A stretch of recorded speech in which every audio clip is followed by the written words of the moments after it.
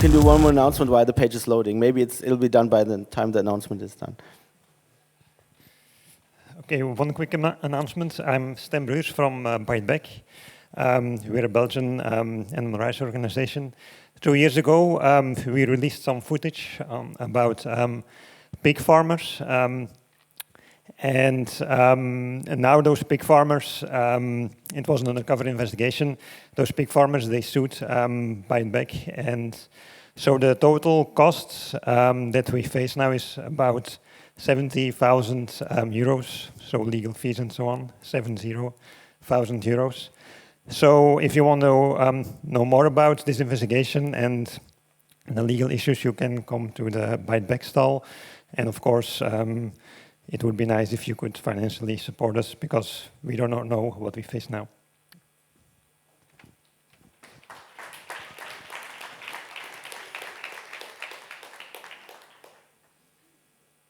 Okay, I don't know why it's not loading, but so I'm going back to my presentation slides now. So I think we also have to continue now, because we have the 2 more country slots, country presentations coming up. So today we have a country presentation about Brazil and one about Palestine. So George is going to be doing the presentation about Brazil. And George was just, here it is, okay. And I've not seen Ahmed yet, but, sorry, okay, everything clear. My name is George. I'm with the organization VEDAS, which started in 2006 in Brazil. Some of the campaigns that I'm going to mention quickly now, some of you may have heard more about it yesterday when I talked specifically about 4 of our projects.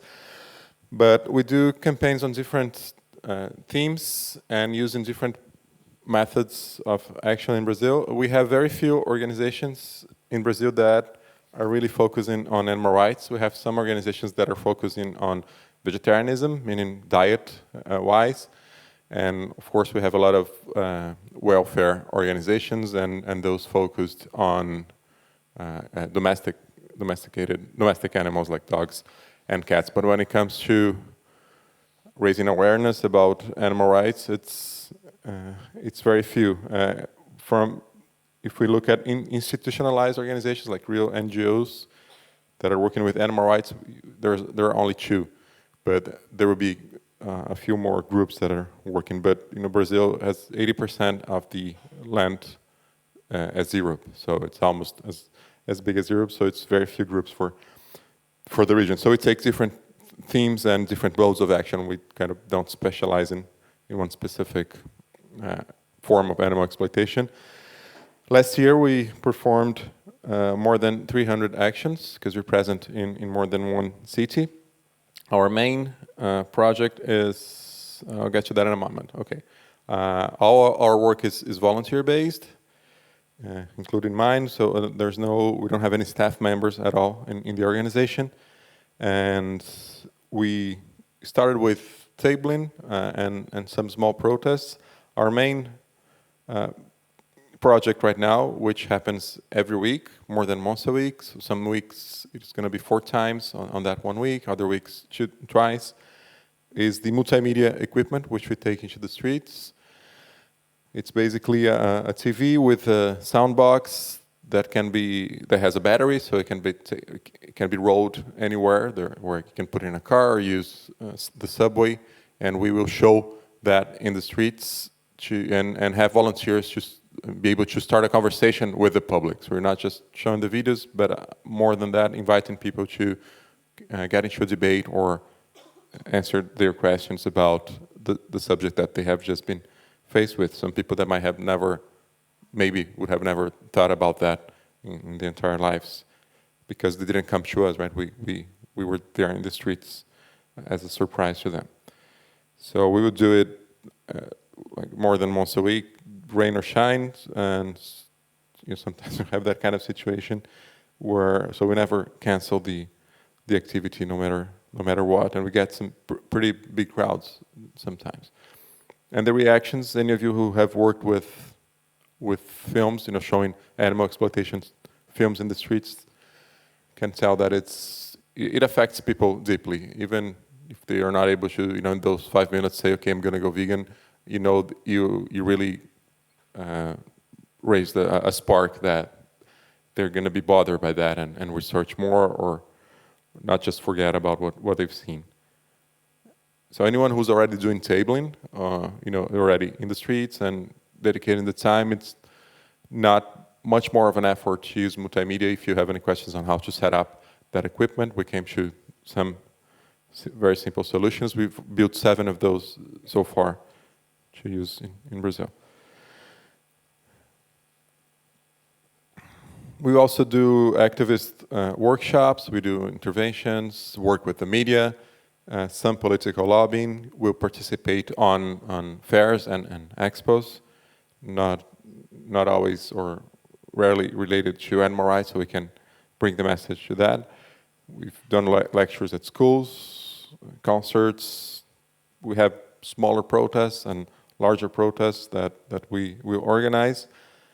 In the political lobbying field, we have participated in hearings at Senate.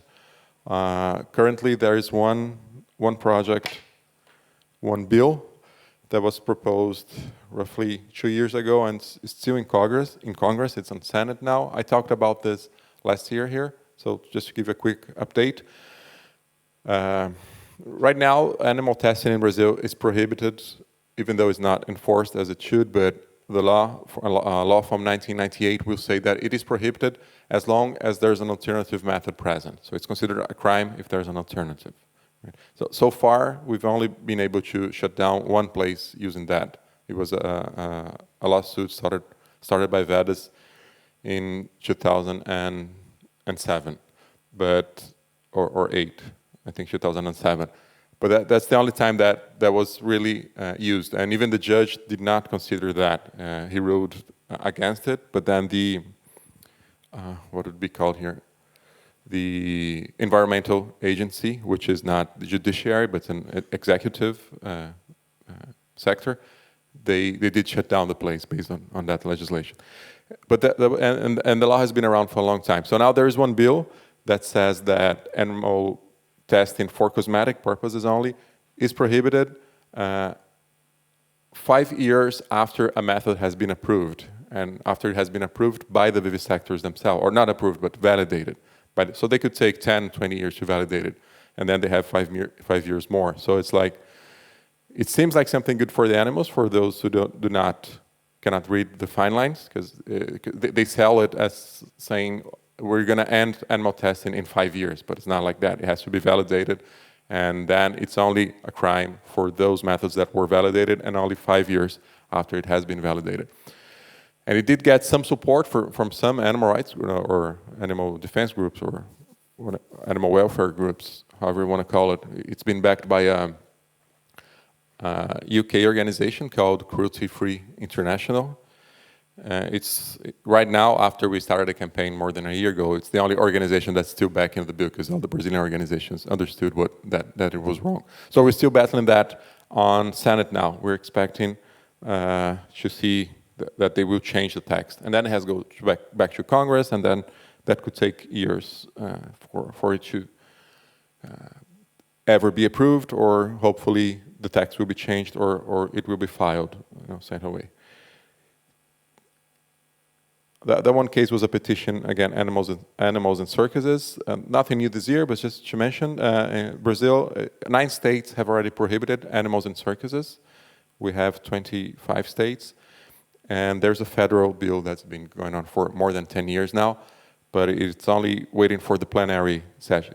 For the last 3 years, it's been waiting only for the plenary session to ban animals in circuses in the entire country.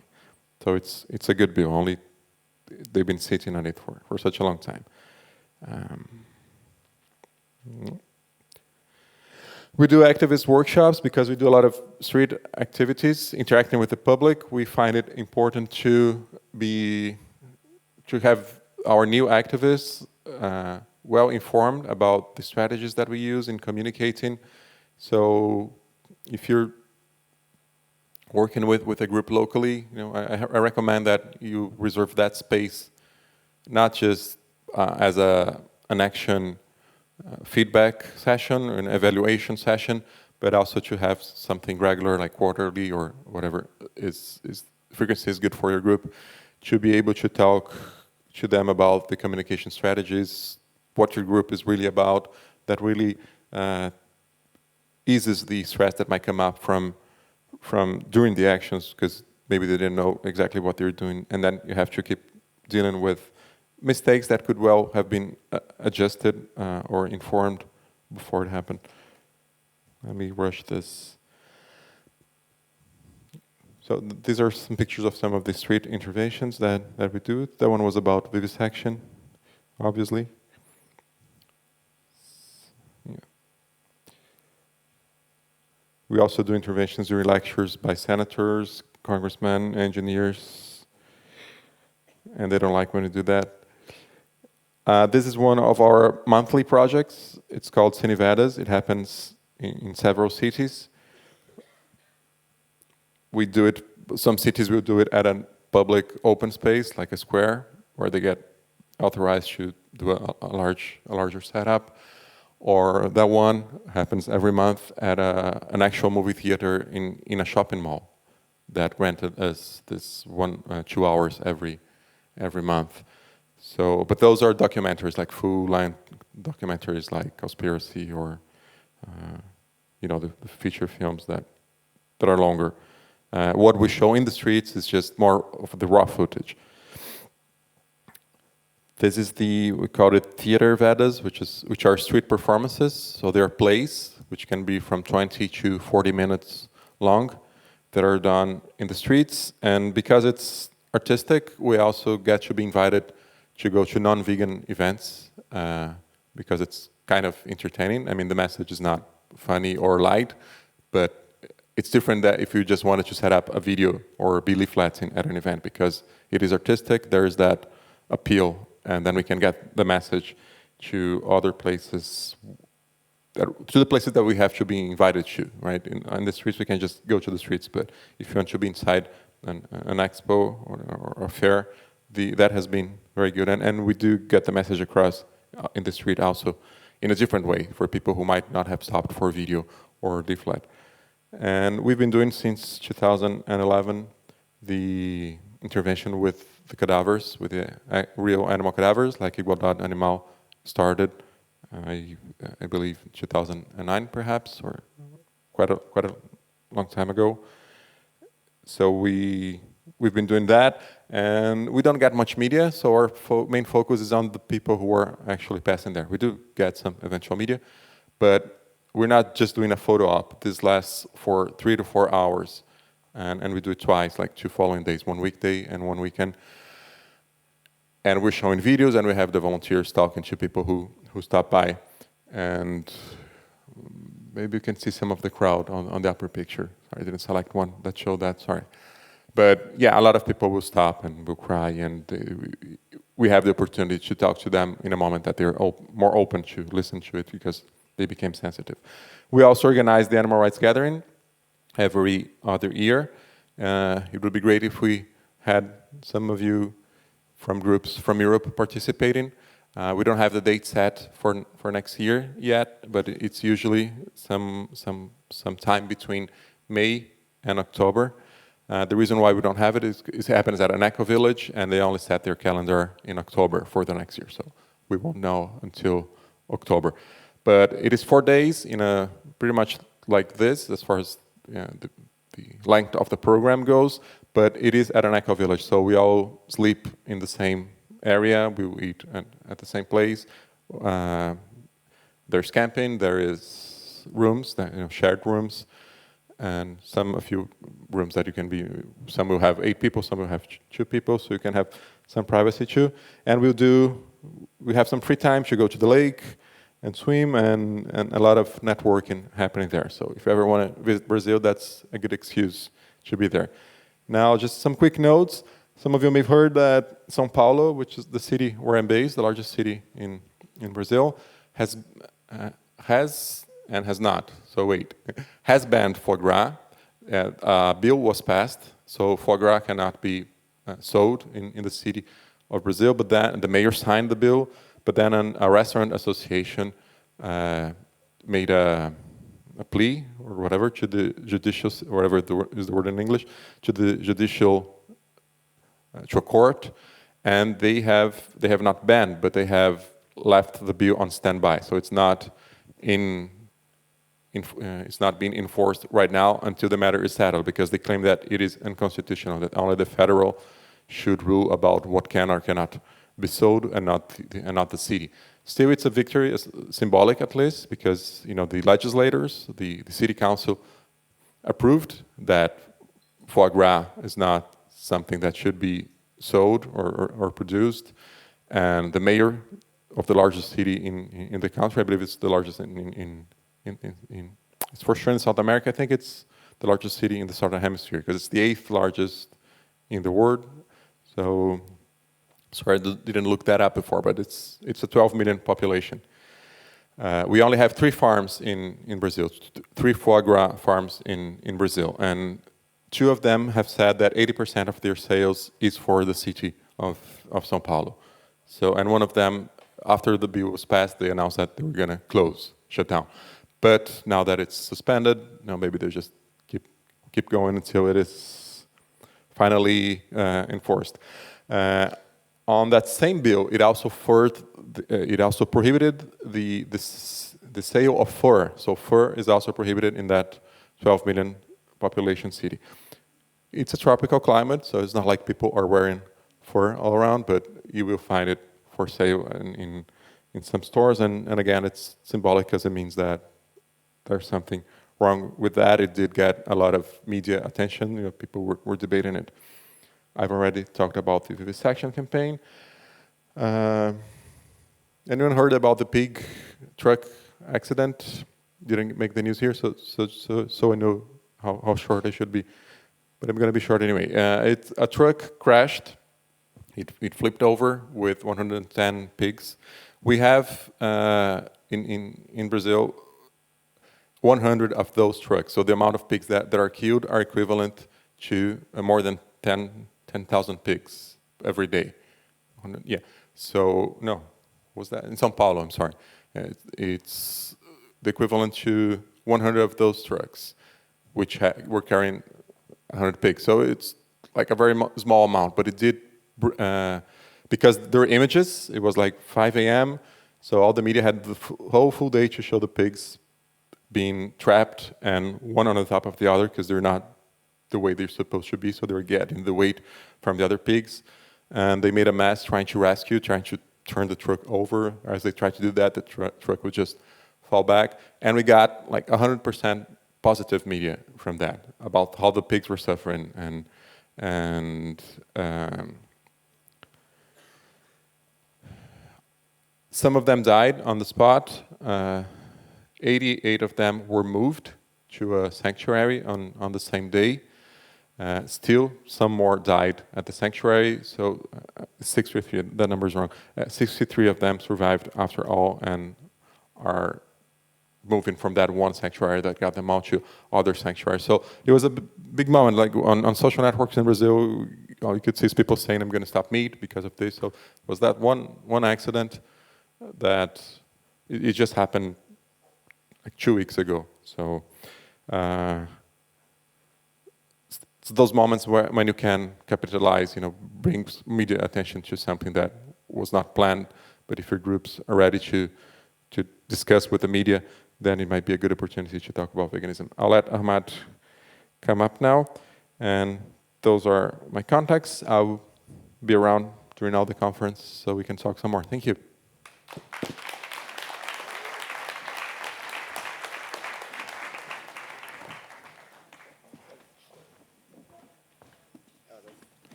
So the next presentation will be, you going to do it together? Or? Okay, so Ahmad's going to do a presentation about the current animal rights work in Palestine. Shukran. Sure. Good morning, everybody, and thank you for attending. If I look to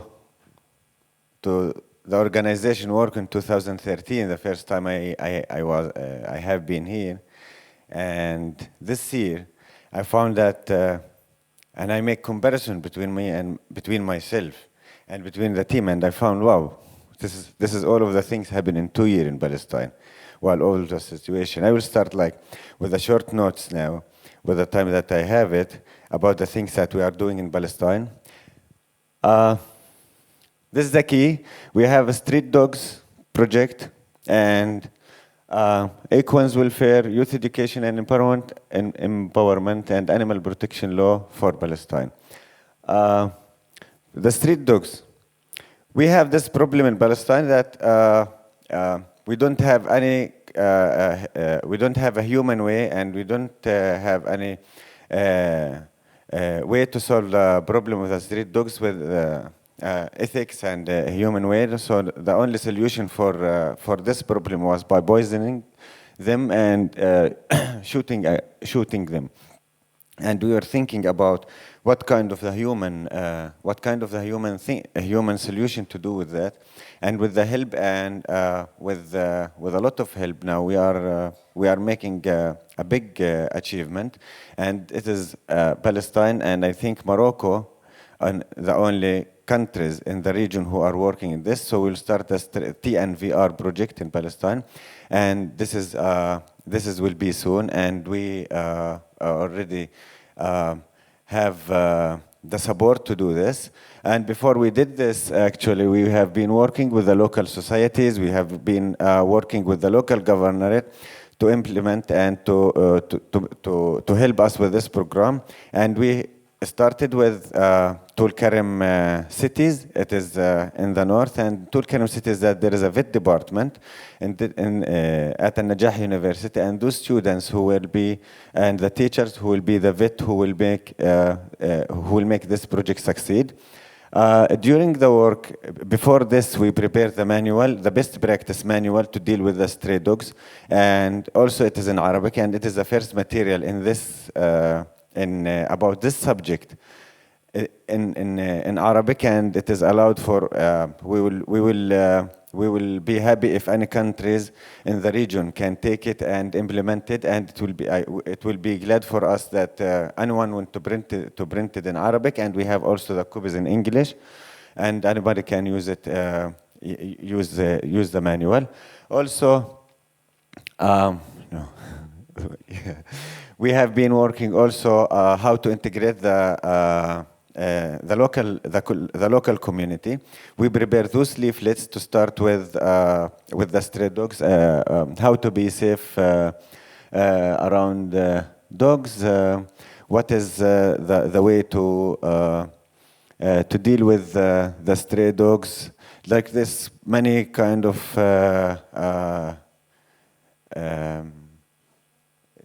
irshadat. Anything, like to tell the people how to deal with the stray dogs and with the street animals in safe way and human way. And we prepare this manual. Also, one of the things that it have been happening in Palestine, we make the census for the stray dogs, and we made it in Tulkarem. And with the team, we have been working like for 2 nights. And we were counting the dogs, depend on the methodology that they have to use. And we were counting the dogs in the city, and we found that it was the local community support us and help us in the streets. So this is the last step after we start the TNVR project that we will start work on it soon. One of the important things that we have it also, 5, and this is the news I have it yesterday. 5 of our vet students who will work in TNVR project will have a training in Jordan for the trapping and neutering, and this is one of the most, like for us, it's very good news that after they get the training for 4 days in Jordan, they will return back to implement the project in Palestine. The second project, it is the equines welfare. In Palestine, and I'm not saying that we don't have, it is hard to say that there is something written or studies, all the studies written about equans or any research have been done about equans in Palestine. So also we will start in 21 of April with the team. We will start the first what you called it? What we called it? The research. Yes, we'll start working with the local villagers about the equans that use it for tourism, and we'll study the problem that they have, the animal welfare that they need, how to implement the animal welfare on this, and also recreation, riding horses, riding schools, and then we'll work with farming. This project will be in three areas. Then after that, it will be and also with the Ministry of Agriculture and other organizations who are working who are helping to reach the people who work with equans. After that, we'll start to build a solution and the way to help the people about this. Well, some of also me, I was asking, and I discovered that this is something welfare, and it's not animal right, it is animal welfare. But this is the idea. What we are working in Palestine, it has come from zero. So we cannot start with animal welfare or animal right or in any kind of this toward at the beginning. We should start in some point, then we can start working in different, like give it different name or improve it to be on another level. Yes. The other project that we have it, and we are looking forward for sustainability for this project, and it is one of the best things that we did it, and we have, if you have a time in the breaks that you can come and read the booklets that we have it about the project. This is a young journalist for the animal rights. This program have been working with a university student in Palestine, and those university students, we train them about leadership and animal rights and animal welfare and veganism, and they spread around with 14 institution and kids club and the schools, and they were working with 240 kids, and these 240 kids, they should start thinking to make their own projects and spread it to other people. The 240 kids spread their ideas for more than 1,000 in their community, and it is very big and a huge work, and it was written, and it was each time my colleague come, you should see this show, and this is the best show. I said to myself, this is the best show I ever see it from this group. When I go to another show, when they make the final show, I said, come on, this is the best show I ever saw it. I couldn't imagine that these things can come from those kids who are working. And one of the most important things for me in the future, I want to find sustainability for this project in Palestine, which lead them to think by themselves to tackle the problem and to solve it and think how to solve it. We didn't support them we didn't support them financially with this. They support themselves and they work on themselves and depend on themselves. One of the occasions, they closed the cafeteria of the school because it's making industrial meat, and they make all of the vegan food for the student in the school, and they were buying all of this vegan sandwiches, vegan food for the school with very low prices because it doesn't cost that much, and they made it by their home. And all of the families, when they returned back, was so happy that their kids eat healthy food. And I would like on Saturday we'll have a announcement, and you will see the video. One of our groups also of the kids, they make a video, and we'll show it on Saturday. We'll not show it now, it is a surprise. And I hope that you will like it and enjoy it, and you will see what the kids can do. And this is very important for me, and this is what I'm thinking to find sustainability for this project. And the news were talking about this project, and also we were working with 14 schools. Other schools, they start calling for us that we want to work with this project for you. We want you to come and work with other schools. So what I'm thinking in the next step in this new year, we will tackle Birzeit University and Beit Lahem University, and we will start working with wide region with the kids in this issues. Another thing, which is another 2 minutes? Yes. 1 minute more. One of the most important thing also for me, if we keep working about awareness campaign and changing the laws and changing the behavior of the people and working with the animals and protecting the animal welfare, it will not be in the same way if we have a law. In Palestine, we don't have a law for animal welfare at all because we still under occupation, and it is very hard to start implement even if we have a law. As many of the laws exist in Palestine, but it's very hard to implement it even.